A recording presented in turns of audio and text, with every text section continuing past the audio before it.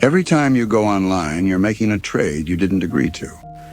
Convenience for exposure, speed for visibility, and the internet, built to connect everything, was never built to keep you private. Tonight, we're tracing the hidden history of the VPN, not as a product you click, but as a quiet, cultural invention. Born from expensive, leased lines, hardened by corporate paranoia, reinvented by open source, and reborn after global surveillance shattered digital trust. By the end, you'll understand what a VPN really does, what it can't do, and why the fight over privacy is really a fight over who gets to see your life.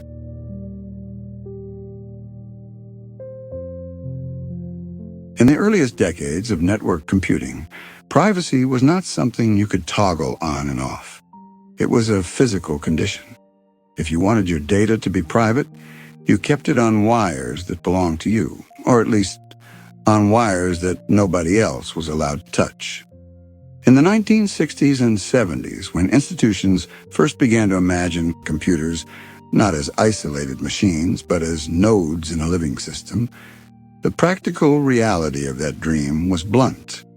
Distance cost money, security cost money, and the more distance you added, the more security became inseparable from the logistics of metal and geography. A corporation with offices in 2 cities had a choice that did not feel like a choice at all. It could move information by mail, by courier, by voice over the telephone, or it could rent the right to use an actual dedicated line. These leased lines were not romantic. They were contracts with telephone monopolies, measured in monthly bills and service-level agreements, justified to executives in the language of risk. They were expensive because they were scarce and because they were simple. They were private because they were separate. Nothing clever was happening. Your data did not mingle with anyone else's data because nobody else had access to that circuit. Privacy was achieved the same way an old vault achieves privacy, not by being invisible, but by being thick. Then packet switching arrives and it changes everything while also making everyone nervous. Packet switching was, on its face, a triumph of efficiency. Instead of reserving a full circuit for the duration of a session, the network would break messages into packets, small pieces that could travel independently, taking whatever routes were available, and then be reassembled at the destination. This meant the network could be used by many conversations at once. It was the logic of a city grid replacing the logic of a private driveway. The network could route around damage. It could share capacity. It could scale. But for anyone tasked with protecting secrets, packet switching introduced a new character into the story, the middleman. On a circuit, you knew the path. On a packet network, your message could pass through machines you did not own, places you did not control, and organizations you did not even know existed. A packet could hop from a university router to a research lab to a commercial provider, and every hop was a potential point of observation. Early networks were built for resilience and connectivity. They were not built to hide. That difference between what the network was for and what businesses needed it to be created a tension that never really went away. It only changed costumes. At first, it was a tension between the military and academia and the emerging world of corporate computing.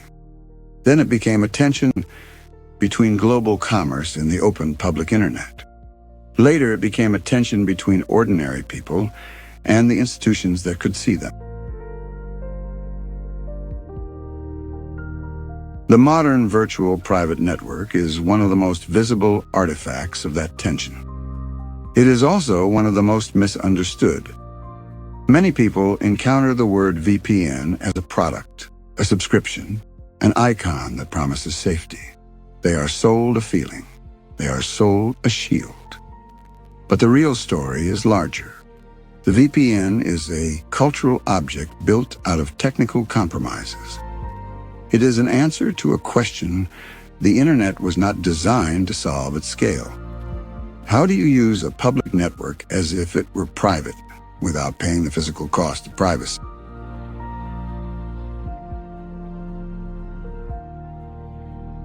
To tell that story, you have to start before anyone called it a VPN. You have to start in the era when the internet was not an everyday place, but a set of corridors connecting institutions that already had power. The earliest network systems were small enough that trust was partly social. You knew who was on the network because the network had a guest list. Even then, the moment data began to move across shared infrastructure, encryption experiments started to appear as a kind of instinct, not because everyone expected mass surveillance, but because everyone understood that a message that can be copied will be copied. In those early decades, cryptography was still seen by many governments as something that belonged to spies and militaries. Strong encryption, where it existed, was treated as a strategic capability. This mattered because it shaped what could be built, who could build it, and what could be shared. The internet is often described as a borderless system, but its early security history is full of borders drawn in policy. By the late 1980s and early 1990s, the World Wide Web begins to turn the internet into a public stage. Businesses start to see the web not just as a novelty, but as infrastructure. The modern corporation begins to distribute itself. Branch offices multiply, supply chains stretch, sales teams travel, and a new kind of worker begins to form, a worker defined not by a single location, but by access.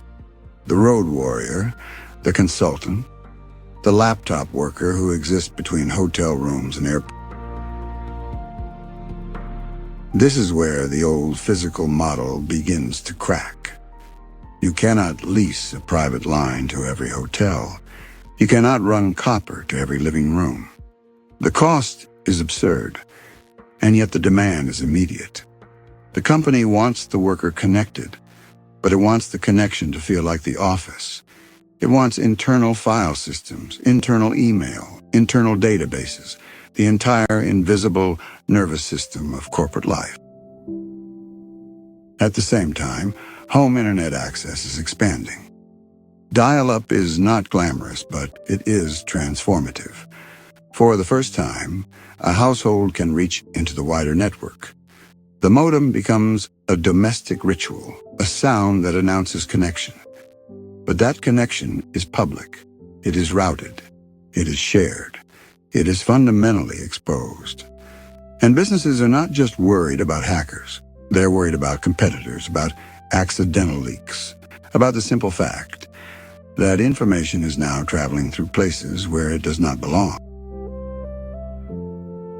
So engineers begin to chase a concept that sounds almost like a paradox. A private network that is not private in its physical infrastructure. A virtual private network. The word virtual matters. Virtual means you are creating the properties of something without its physical form. A virtual machine behaves like a machine without being one machine. A virtual memory system behaves like memory without being only one memory chip. A virtual private network behaves like a private line without being a private line.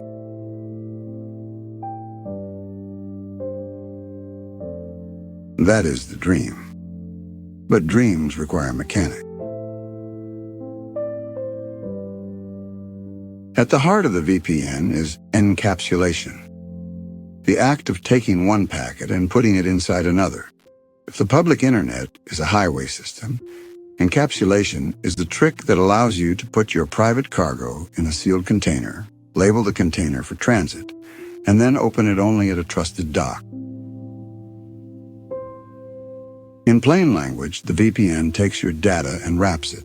It creates an inner message that belongs to your private network, and then it creates an outer message that can move through the public network. The public routers only need to know how to move the outer message. They do not need to understand the inner one. In the ideal case, they cannot read it at all. But in the early 90s, ideal cases were rare. The internet was noisy. Connections dropped. Packet loss was common. And encryption was not just a technical problem. It was also a political problem. In the early 90s, the United States treated strong encryption as a munition, a weapon category. Export rules limited what could be shipped in software. Developers who wanted to build secure systems that could be used globally ran into a wall where the math itself became regulated. This mattered because early VPN designs depended on cryptography that was strong enough to be meaningful. If your encryption key is too short, the tunnel is not private. It is a curtain with holes.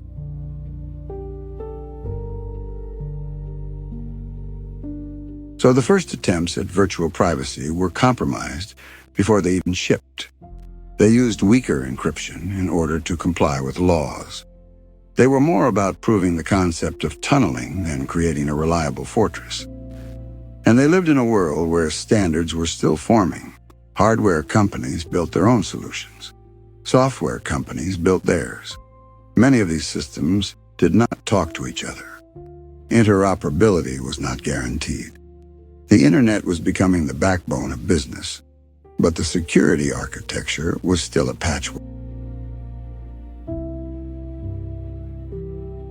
This is the moment where the VPN is less a single invention than a convergence. You can trace it through academic work on securing IP, through industrial pressure for remote access, and through the everyday reality of employees who wanted to work from anywhere.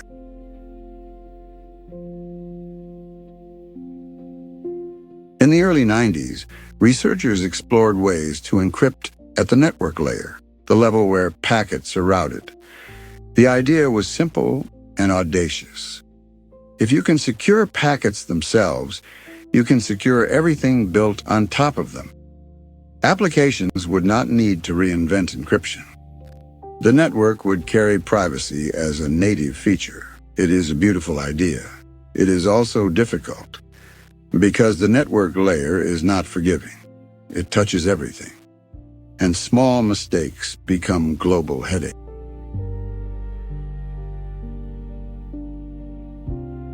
Meanwhile, in the commercial world, the immediate problem was remote access. Companies had invested in internal networks. They had file servers and authentication systems and email systems designed for the office.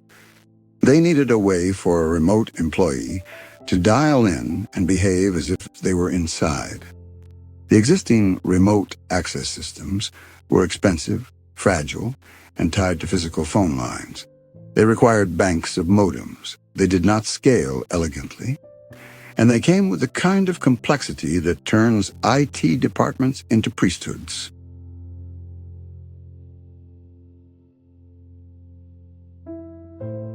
Then, in the mid-1990s, a pragmatic breakthrough arrives from a place that understood mass adoption better than most: Microsoft. In the popular memory of the Internet, Microsoft's role is often reduced to browsers and operating systems and corporate dominance. But inside that corporate machinery, engineers were wrestling with the same practical problem as everyone else. How do you make remote access simple?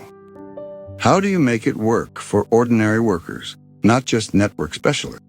Gurdeep Singh Pal, working at Microsoft, becomes one of the central figures in this story, not because he wanted to define the future of privacy, but because he wanted to solve a bottleneck. He saw that remote access was constrained by hardware dependence and configuration pain. If tunneling could be integrated into the operating system, then the Internet itself could become the carrier. Your local phone call to an internet provider could replace a long-distance call to a corporate modem pool. The economics would shift instantly, and they did. In 1996, Microsoft ships an implementation of the point-to-point tunneling protocol, PPTP. It arrives in an era when the web is exploding into mainstream consciousness.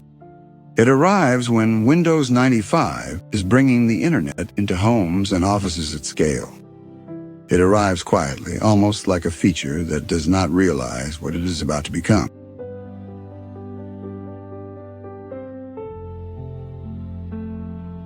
P matters because it makes VPN capability feel native. It turns something that had been a specialized enterprise function into a checkbox. It is the moment when a virtual private network stops being a boutique solution and becomes, at least in principle, accessible. But PPTP is also a product of its time.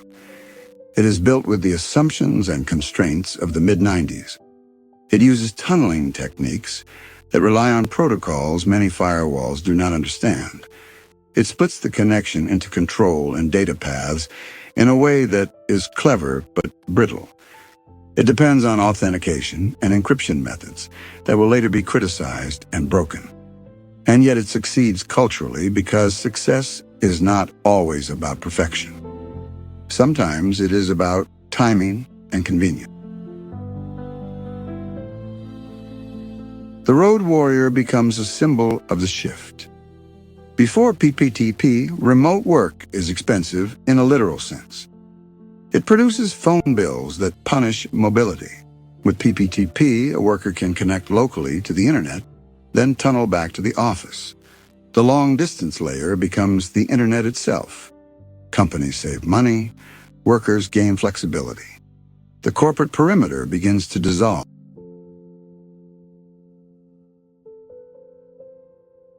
This is not just a technical shift. It is a social one. When you can work from anywhere, the meaning of the office changes. The office becomes less a location and more a set of permissions. Access becomes the currency.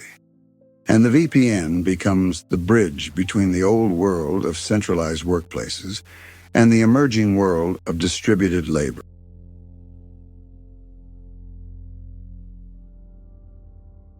But the story does not stop at adoption. Because as soon as VPNs become widespread, they become targets. And as soon as they become targets, their weaknesses become visible. PTP, despite its historical importance, carries security flaws that the industry will eventually treat as disqualifying. Its reliance on certain authentication schemes becomes a problem as computing power rises and cryptographic research advances. Researchers demonstrate that it can be cracked. The tunnel, in other words, can be pried open.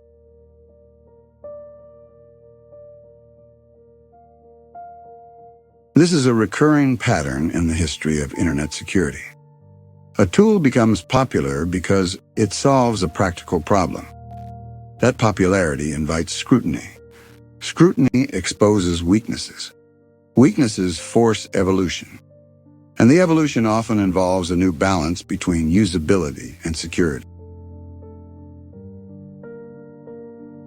In the late 1990s and early 2000s, the industry begins to search for stronger, more standardized approaches. A protocol war unfolds, not always in dramatic headlines, but in engineering meetings, standards committees, and product releases. Cisco pushes its ideas, other vendors push theirs, and the need for interoperability grows louder. Out of that pressure comes the move toward Layer 2 tunneling protocol, L2TP, a consolidation that borrows from earlier designs. But L2TP on its own is not encryption. It is a tunnel. It needs a security suite to become private, and that suite becomes Internet Protocol. Security, IPsec. PPTP feels like a clever overlay. IPsec feels like an attempt to build security into the architecture of the network itself. It operates at the IP layer, the layer that defines how packets move across networks. This is significant because it means IPsec can protect many kinds of traffic without caring what application generated it. It can secure the whole conversation at a fundamental level.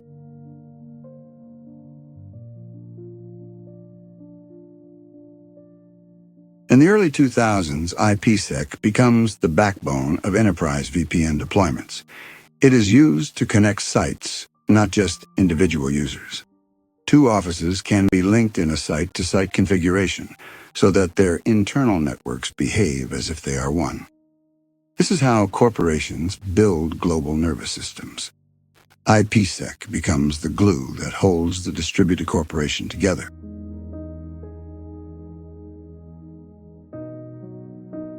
But IPsec comes with costs. It is computationally heavy. In the early era, encryption and decryption at scale demand serious processing. This creates a market for hardware appliances, for specialized boxes with dedicated capabilities. If you were a company building a global VPN in 2002, you likely bought a rack-mounted device, a security gateway that could handle the cryptography. This becomes an industry dominated by major network and security vendors. The VPN becomes something you can purchase as a physical object, even though its defining feature is that it is virtual. This hardware era tells you something about how the corporate world thinks. Corporations often trust what they can buy, rack, and manage. A box in a server room feels like control. It feels like a perimeter. And in that period, the perimeter is still the dominant mental model. There is an inside and an outside. There is a network you own and a network you do not. The VPN is the controlled bridge between them. IPsec also introduces a certain kind of complexity that becomes its own setback. Its handshake mechanisms, its negotiation parameters, its configuration requirements. It is secure, but it is not forgiving. Two endpoints must agree on cryptographic settings, lifetimes, transforms, and authentication methods. If a single parameter mismatches, the tunnel fails. This creates a culture of troubleshooting. It creates error messages that become folklore. It creates a world where setting up a VPN is not a consumer activity, but a professional one. Then comes one of the most quietly disruptive villains in the story: network address translation. And that becomes widespread as a practical solution to IPv4 address scarcity and home networking convenience. A household can have multiple devices sharing one public IP. A company can manage internal address schemes behind a gateway. NAT rewrites packet headers. And that rewriting breaks certain assumptions in IPsec, particularly when integrity checks depend on headers remaining unchanged.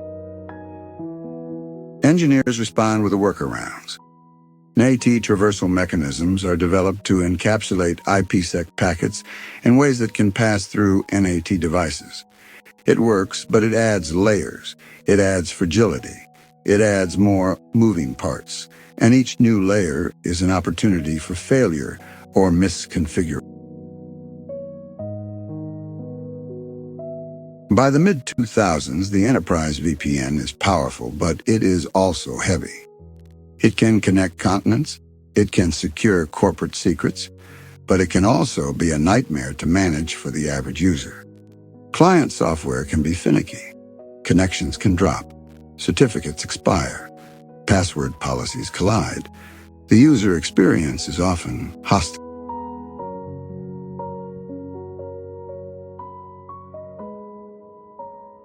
So the stage is set for a different revolution, one that is not led by a large corporation selling a product. but by a community building trust through transparency.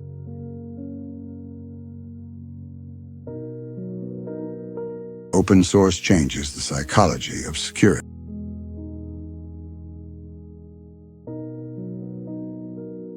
In the proprietary era, vendors often treated their security designs as trade secrets. They believed that hiding the inner workings made them safer. But cryptography as a discipline has a brutal lesson built into its history. Obscurity is not security. If a system is only secure because nobody has looked at it, then it is not secure. It is merely untested. In 2001, James Yonan releases OpenVPN.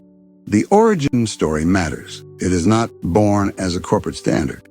It is born as a practical tool for connectivity in difficult environments, a tool designed to work across unpredictable networks and restrictive firewalls. It is built on the security of SSL and TLS, the same technology that had been securing web traffic. This choice is brilliant not because it is flashy, but because it is already accepted. SSL and TLS are widely deployed. They are understood. They are improved over time. And they pass through firewalls because blocking them would mean breaking the web. OpenVPN can run over ports that look like ordinary secure web traffic. This is not just a technical convenience. It is a strategic advantage. It means OpenVPN can survive in environments where IPsec might be blocked. It can blend into the noise of normal internet activity. The tunnel becomes harder to distinguish from ordinary browsing.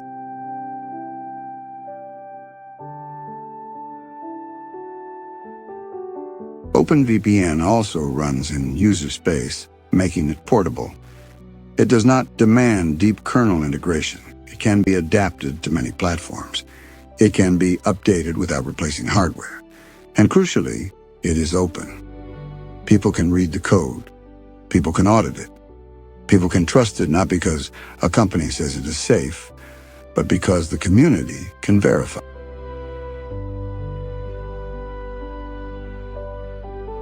This is a turning point in the cultural story of VPNs. The VPN starts to become associated not only with enterprise needs, but with a kind of ideological posture. Open source security tools carry a particular symbolism. They suggest independence from corporate and state control. They suggest that power can be redistributed. They suggest that trust can be engineered socially through transparency. In practice, this trust is never absolute. Open source projects can have vulnerabilities. Audits can be incomplete. But the model shifts. The default assumption becomes that security should be inspectable, not merely asserted.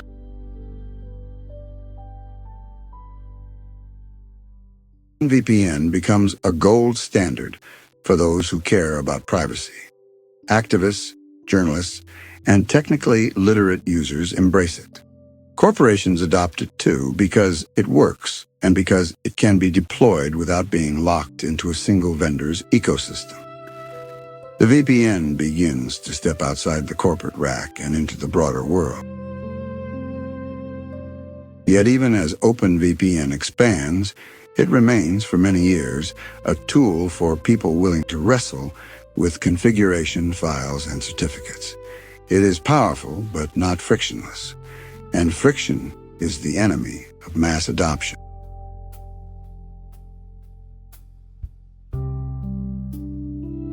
The next wave of VPN history, the wave that turns the VPN into a mainstream consumer product, does not begin with a protocol release. It begins with a crisis of trust. In June of 2013, Edward Snowden reveals the scale of state surveillance. The details of those disclosures ripple through the world in a way that is difficult to fully capture now because we... But at the time, the effect is electric. It is not merely that surveillance exists. Many people already suspected that. It is the scale, the integration, the industrial nature of it. The idea that vast amounts of internet traffic can be collected, stored, and analyzed as a matter of routine. For ordinary users, this is a narrative rupture. The internet had been sold as a space of freedom, of openness, of democratized access. Suddenly, it looks like an instrument of observation. The act of connecting feels less like entering a public square and more like walking into a room lined with cameras. In VPN spikes, the term starts appearing in mainstream conversations. The VPN becomes, in popular imagination, a tool you can use to reclaim something that was taken. Not just privacy in the abstract, but the feeling of not being watched.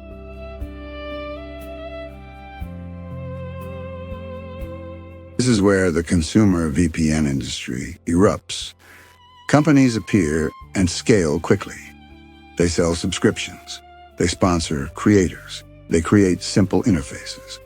They turn complex configuration into a single connect button. The VPN becomes a lifestyle.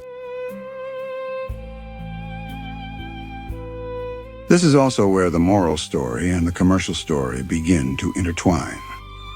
On one side, there is a genuine hunger for privacy, especially among people living under censorship or in environments where political speech is dangerous. On the other side, there is a more banal driver, and it is enormous: entertainment. Streaming services expand globally, but they do not license content uniformly. Shows appear in one country and vanish in another. Sports broadcasts are locked behind regional restrictions. These differ by location. This creates frustration that feels personal. A user pays for a service, but the service changes depending on where they stand. The VPN becomes a tool not only for hiding, but for pretending to be elsewhere. The tunnel becomes a teleportation device for identity, at least in the limited sense of an IP address. People use VPNs to watch. They use them to access services. They use them to bypass restrictions that feel arbitrary.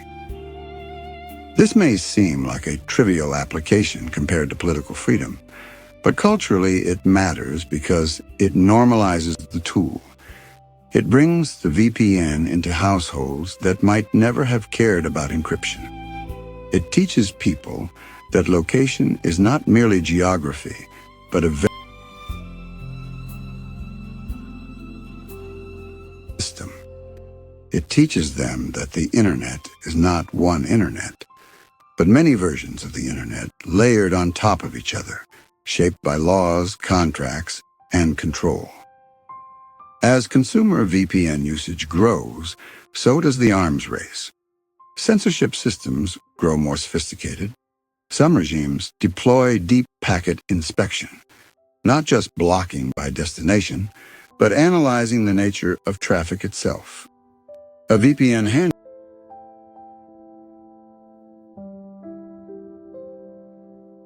fingerprint. Timing patterns can reveal tunnels. Certain protocols can be identified and throttled or blocked.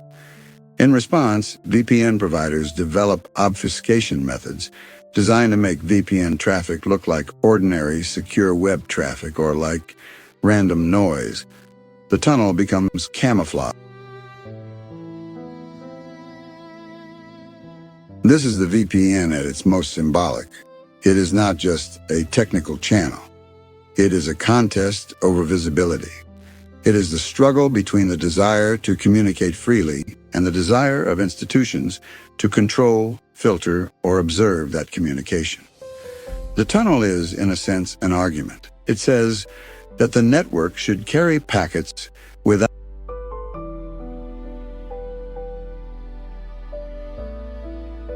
As consumer VPN usage grows, so does the arms race.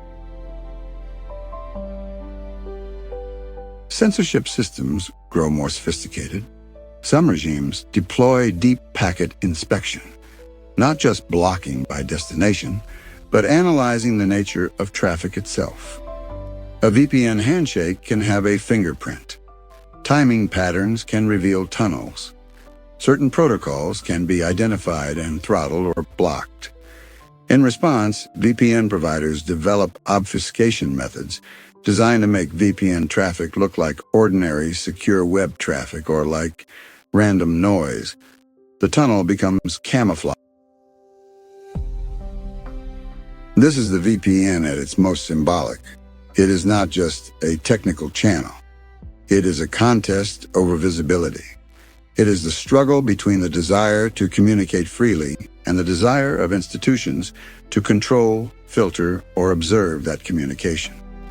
The tunnel is, in a sense, an argument. It says that the network should carry packets without caring what they contain, and that users should be able to protect their conversation. But consumer VPNs introduce another complication that the enterprise era did not face at the same scale: centralization. In the early corporate model, each organization ran its own VPN infrastructure. Trust was internal. You trusted your employer's network. In the consumer model, millions of users route their traffic through a small number of providers. This shifts the trust problem. A VPN does not erase trust. It relocates it. Instead of trusting your internet service provider, you trust your VPN provider. Instead of trusting local infrastructure, you trust a company that may operate servers across jurisdictions. This becomes the heart of the consumer VPN paradox. People buy VPNs to avoid being watched, but they do so by funneling their traffic through a new intermediary. Providers respond with promises, no logs policies, independent audits, server seizures that supposedly reveal nothing. Marketing narratives built around trustworthiness. Some providers implement stronger privacy practices than others. Some are transparent, some are not, and users in many cases cannot easily tell the difference. This is where the VPN becomes a cultural object shaped by storytelling. Privacy is difficult to prove. It is easier to sell. So brands compete not only on speed and features, but on identity. They sell the feeling of safety. They sell the idea of being out of reach.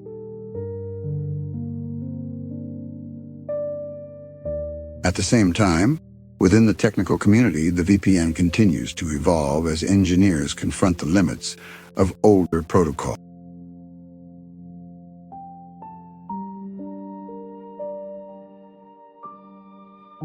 OpenVPN is robust but large. It has accumulated complexity over years.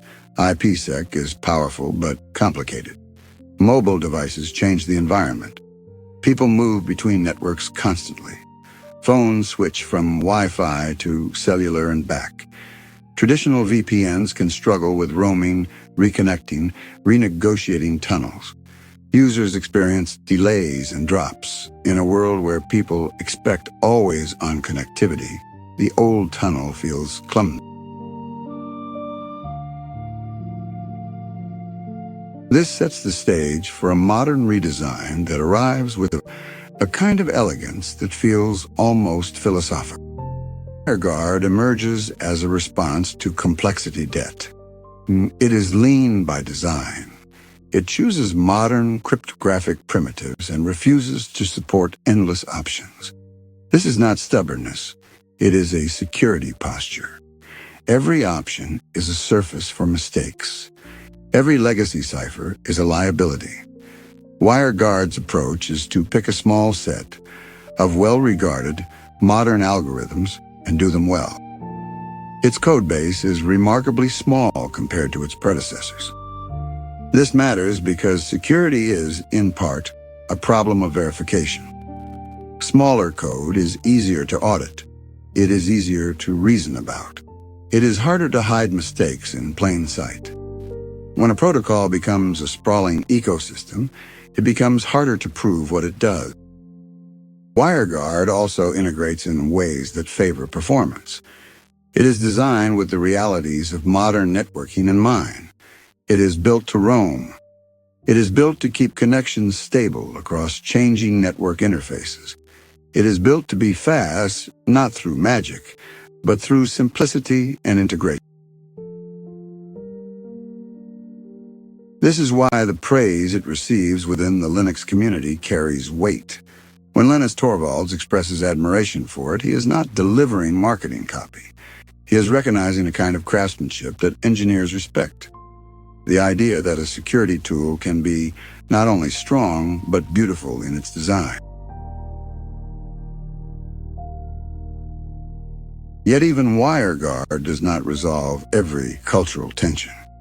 Because the VPN is not just a protocol, it is a response to a world where networks are contested spaces.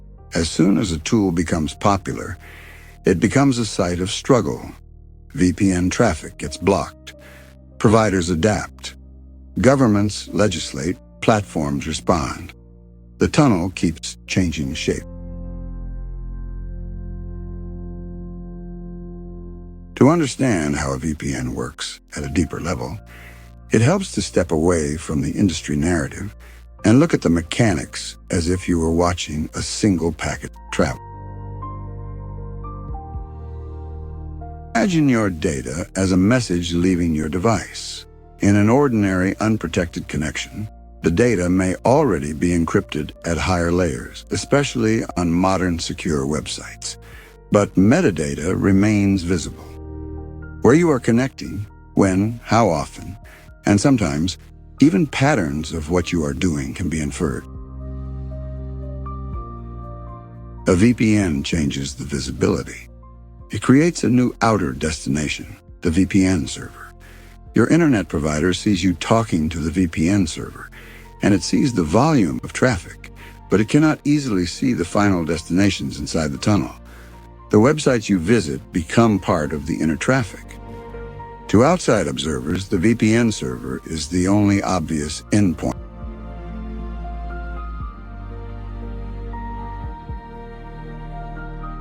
Inside the VPN, encryption protects the payload. Authentication protects integrity. Encapsulation hides the original packet structure, depending on the mode. And a handshake at the beginning of the session establishes keys that will be used only for that session.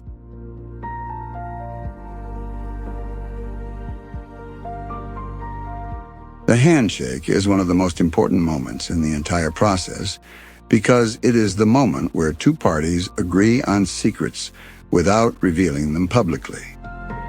This is where concepts like Diffie-Hellman key exchange appear, a method that allows shared keys to be derived even when the exchange is observed. In modern protocols, variations and improvements exist, but the core idea remains. You do not transmit the secret, you negotiate it.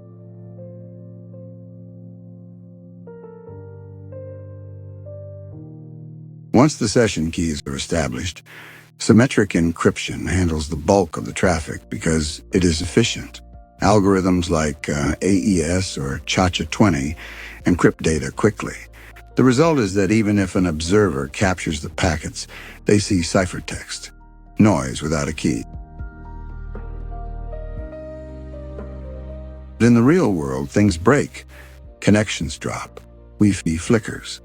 Cellular networks switch towers. And when a VPN drops, the danger is not theoretical. The danger is sudden exposure. This is why features like kill switches exist. A kill switch is an enforcement mechanism. It says that if the tunnel disappears, traffic should not silently revert to the regular connection. It is a digital circuit breaker. Without it, a momentary drop can reveal a real IP address, a real location, a real identity link that the user assumed was hidden. And then there is DNS, the phone book of the internet. Even if your web traffic is tunneled, if your DNS queries go to your internet provider's resolver, you can leak the sites you are trying to reach. Modern VPN clients try to route DNS through the tunnel, or provide their own resolvers, or use encrypted DNS methods to reduce leakage. This becomes part of the ongoing war between visibility and concealment. As VPNs become mainstream, these details become the difference between marketing and reality. A VPN that claims privacy but leaks DNS is a product that sells a feeling, not a guarantee. And because the internet is complex, leaks can happen in subtle ways. Misconfigured systems, WebRTC exposures, IPv6 leaks, split tunneling choices. Each one is a reminder that privacy is not a single switch. It is a set of conditions that must.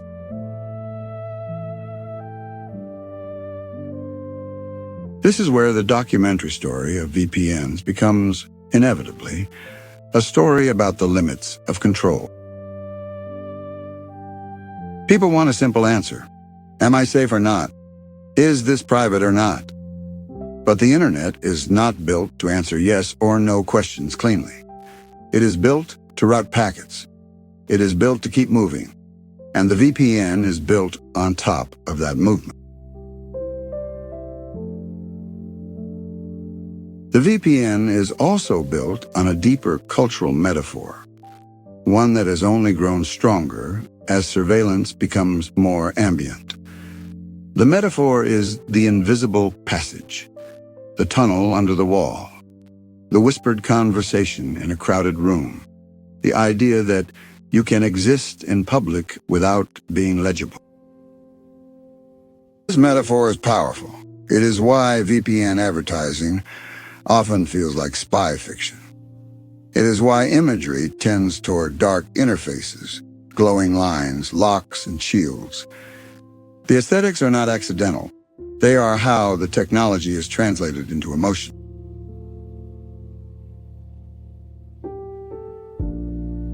But every metaphor has a shadow, because invisibility can serve many purposes. Privacy tools can protect dissidents and journalists. They can also conceal fraud. They can hide harassment. They can be used by people trying to evade accountability.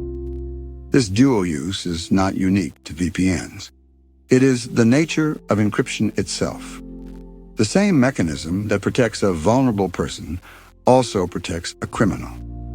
The technology does not decide. Humans decide.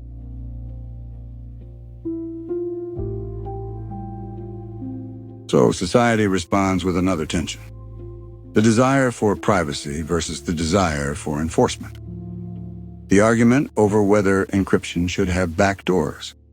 The argument over whether VPNs should be regulated. The argument over whether certain kinds of anonymity are accepted. These debates appear and disappear in cycles, often intensified by specific events. A data breach, a terrorist incident, a political movement, a crackdown. Each time the same questions return, dressed in new language, and each time the VPN sits in the background as both a practical tool and a symbol of resistance. By the mid-2020s, the VPN is no longer a niche. It is a normal part of the internet ecosystem. Many people use one at least occasionally. Some people use one constantly, often on mobile devices. Entire organizations use them as default infrastructure. And yet the VPN is no longer the only model for secure access. Enterprise security begins to shift again, driven by cloud services and the realization that perimeter-based security is insufficient. The old idea was that once you are inside the network, you are trusted. But modern breaches show that attackers can get inside. Credentials can be stolen. Devices can be compromised. Internal networks can be dangerous. This leads to models like Zero trust network access, a philosophy that says trust should not be granted based on location. Every request should be verified. Access should be granular. The concept of a single tunnel into a network starts to look crude. Instead of connecting a device to a network, the modern approach may connect a user to an application with strict identity checks and continuous verification. In this sense, the VPN begins to dissolve into the broader fabric of security. It becomes one component among many. The tunnel becomes less central. The idea of secure connectivity remains, but the architecture changes.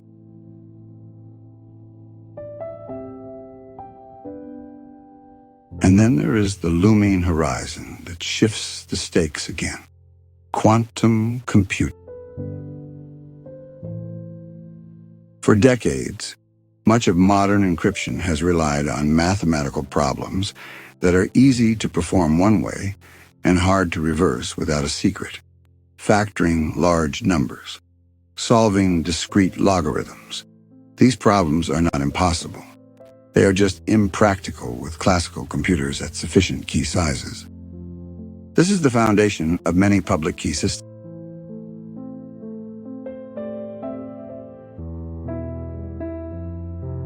Quantum computing threatens to change the definition of impractical.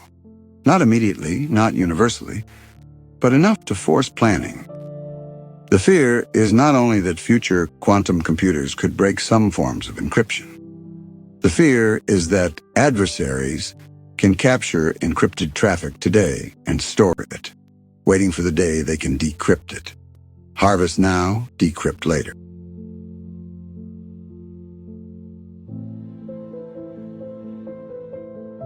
This changes the meaning of privacy in time.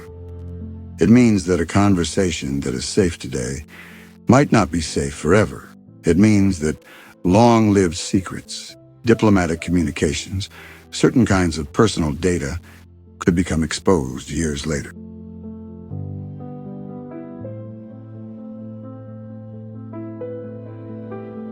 In response, the cryptographic community develops post-quantum approaches, new algorithms designed to resist quantum attacks. Standardization bodies evaluate candidates. The work is careful and slow because standards in cryptography must be earned. Once deployed, they become the locks on the doors of the world. You cannot casually change them. You must be sure.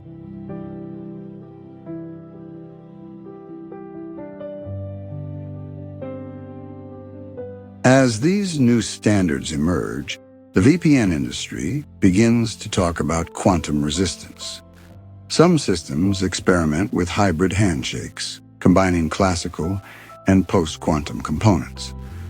The messaging grows louder as a selling point, but the real shift is gradual. It is the beginning of a long migration, not a sudden flip.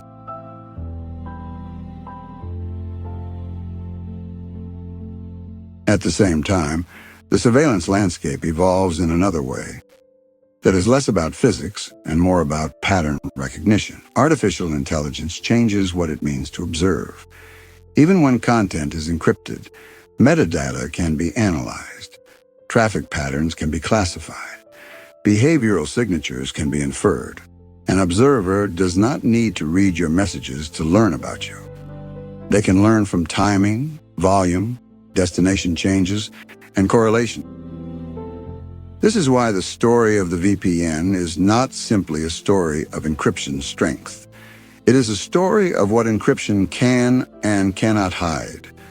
A VPN can hide destinations from your local provider, but it does not erase your existence. It can shift observation points. It can complicate profiling.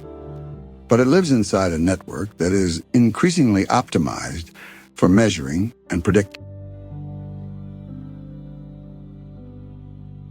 So the VPN becomes part of a larger privacy toolkit alongside encrypted messaging apps, secure DNS, browser hardening, and identity practices. The VPN is not a magic cloak. It is a piece of infrastructure that changes the topology of trust.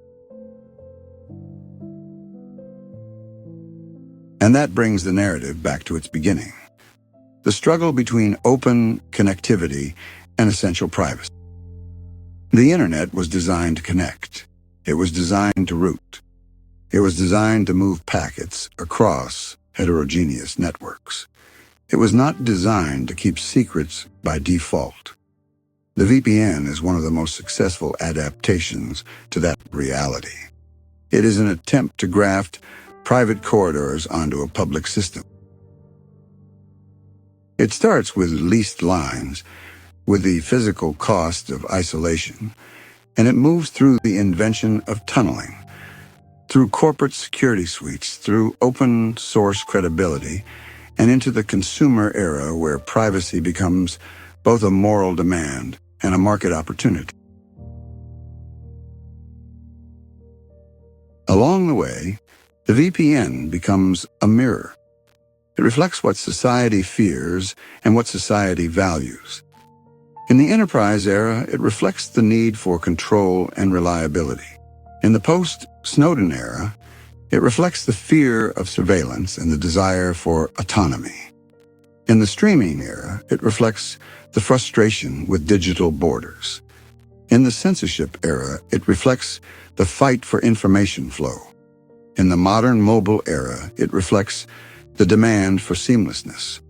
And on the quantum horizon, it reflects the uncomfortable truth that privacy is not only a state, but a race against time.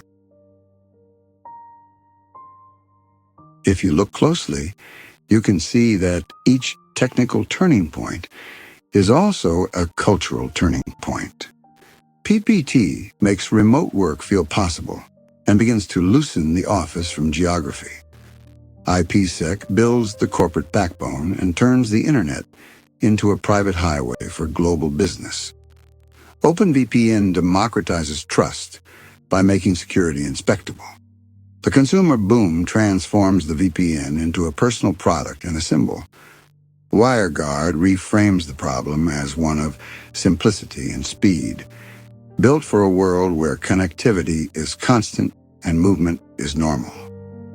Post-quantum work reframes the problem again, reminding everyone that security is never permanent, only maintained. Even the setbacks have meaning. The flaws in early protocols reveal how quickly convenience can outrun safety. The configuration nightmares of IPsec reveal how security can become inaccessible. The centralization of consumer VPNs reveals how solutions can create new intermediaries. The arms race with deep packet inspection reveals that privacy is not just about hiding content, but about hiding that you are hiding.